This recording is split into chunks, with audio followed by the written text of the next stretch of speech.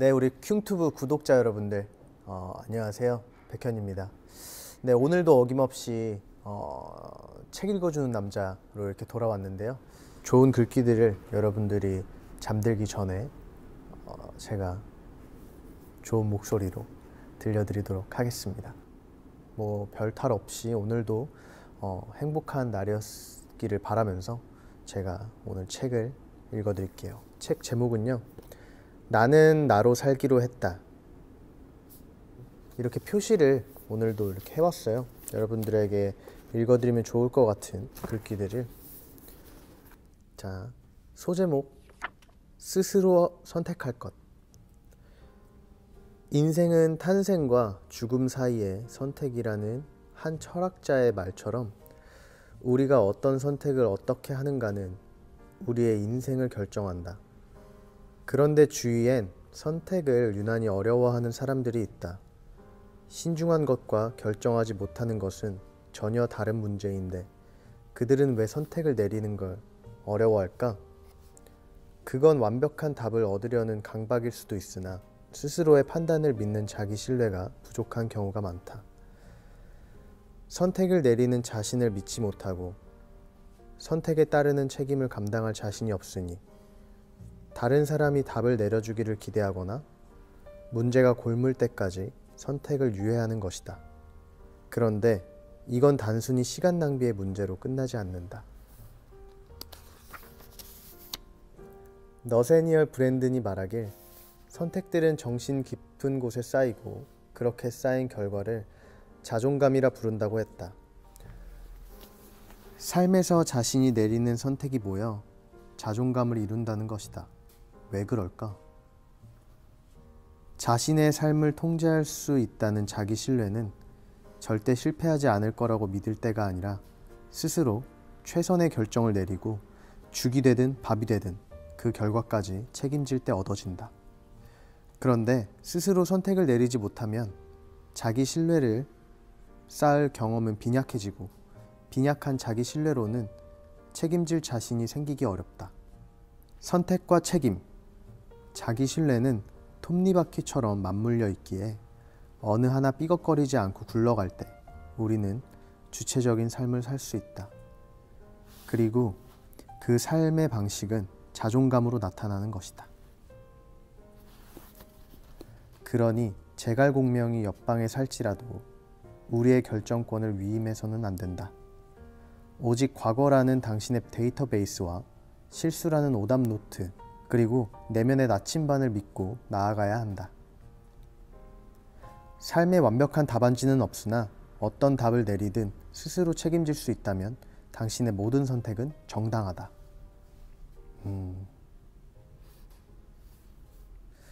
스스로 책임질 수 있는 행동을 하라고 하잖아요. 언제나.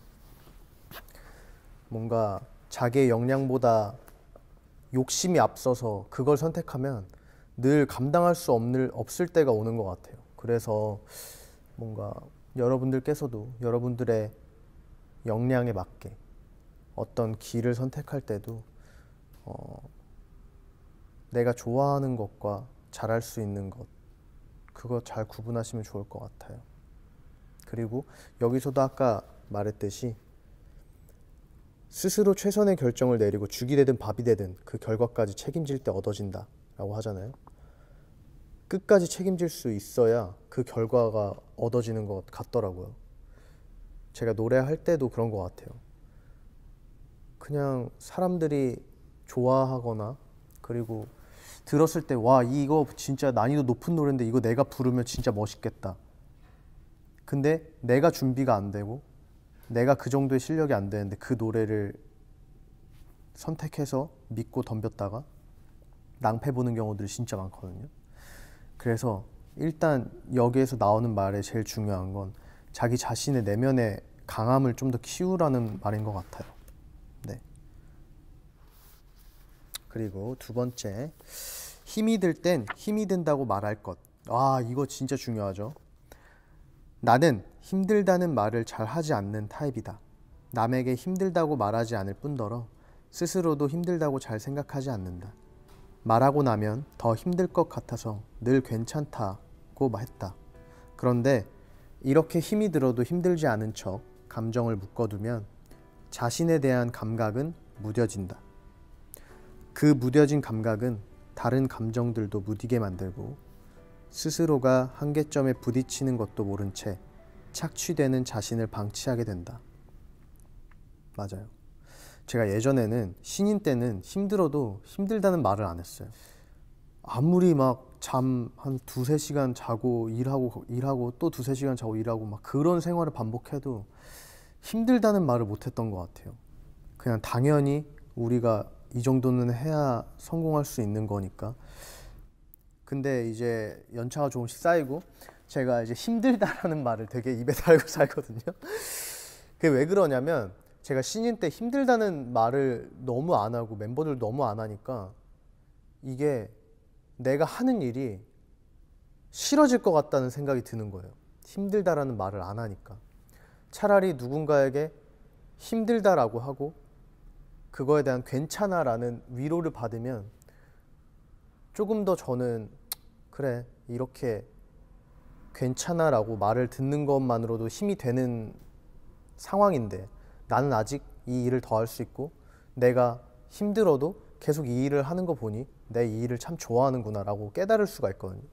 그래서 여러분들도 늘 뭔가 힘들 땐 힘들다고 그때그때 얘기하고 뭐만 하면 힘들다라고 하면 안 되겠지만 네, 진짜 힘들 땐 주변 지인이나 믿을 수 있는 사람에게 힘들다라고 하는 건 정말 큰 도움이 되는 것 같아요. 계속해서 읽을게요. 그렇기에 누가 알아주지 않더라도 상황은 변함없더라도 힘이 들면 힘들다고 투정 부려야 하고 못 버티겠으면 잠깐은 멈춰설 줄 알아야 한다. 언제나 괜찮다며 마음을 다잡을 수 없고 늘 강한 사람일 수도 없다. 그러니 인생에 설치해야 할 액티브 X가 너무 많을 때, 책임감에 익사할 것 같을 때, 집에 돌아온 순간 눈물이 날 때 나도 이제는 힘들다고 말하라. 누구도 당신을 대신 지켜줄 수 없고 견디기 버거운 희생은 자기 학대일 뿐이다. 조금은 이기적이어도 괜찮고 조금은 무책임해도 된다. 책임감을 논하며 질식할 때까지 스스로를 방치하는 것만큼 자기 자신에게 무책임한 일은 없다. 맞아요. 자기 자신이 남들에게 나의 감정을 얘기하지 않고 늘 그냥 이 타인을 위해서 살아가게 되는 게 되게 익숙해지게 되는데 자기 자신을 먼저 생각하고 자기 자신을 더 사랑하고 그렇게 된다면 내 마음이 더 넓어져서 뭔가 다른 사람에게 더 사랑을 나눠줄 수 있는 것 같더라고요.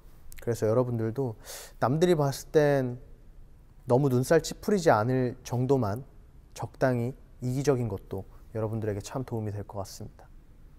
자, 다음.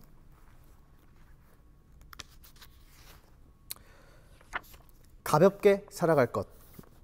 나도 좀 가벼워지고 싶은데 운동해야 되는데 진짜로. 뭐 그런 내용은 아니고요.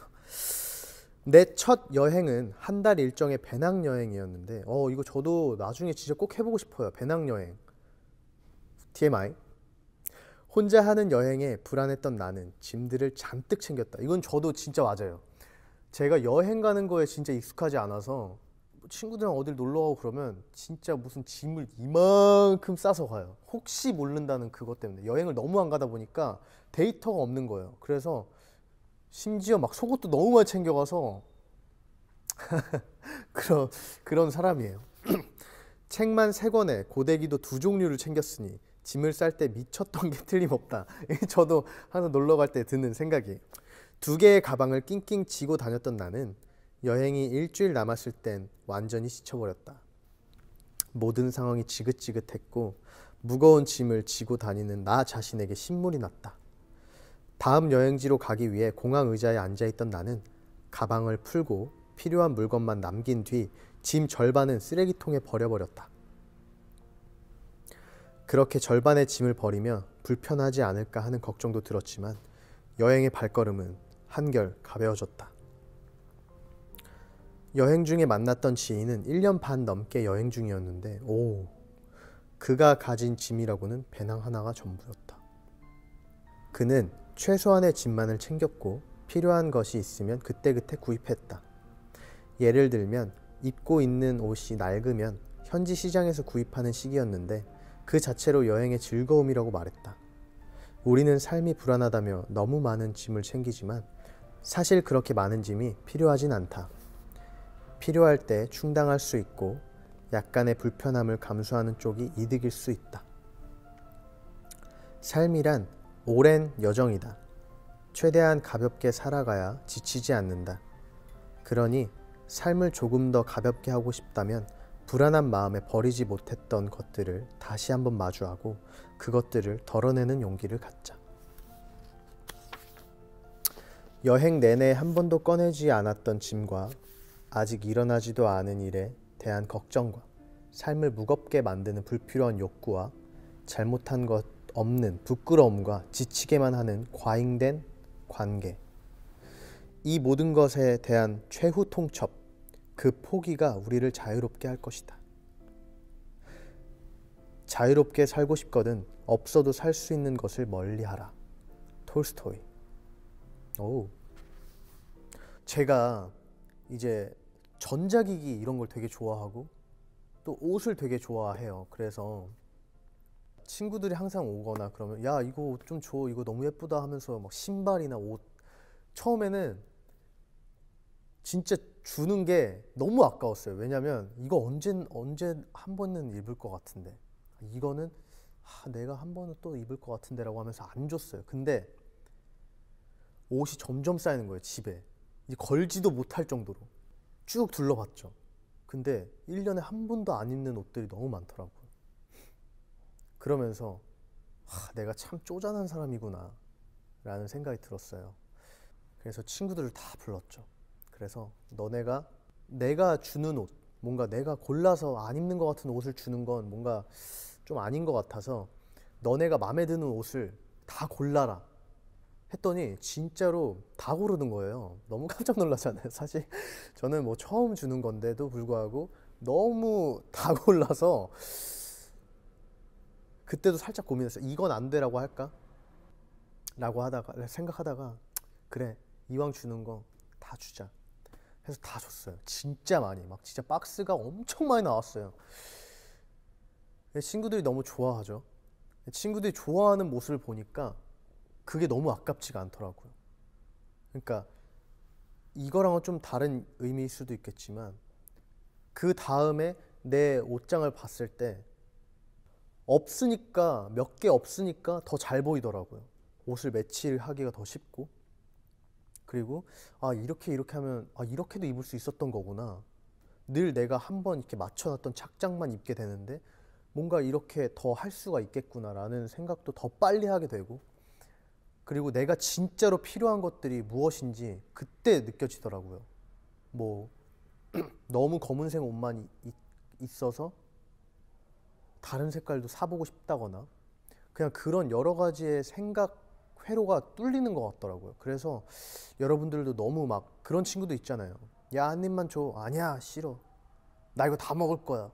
근데 그 다 먹으면은 배 터지는데, 다 먹으면 그리고 또 그게 다 살로 가는데, 그냥 친구 한 입 주고 맛있지? 맛있으면 공유하는 것도 되게 좋은 추억이고, 또 그런 거를 나눠 가지는 게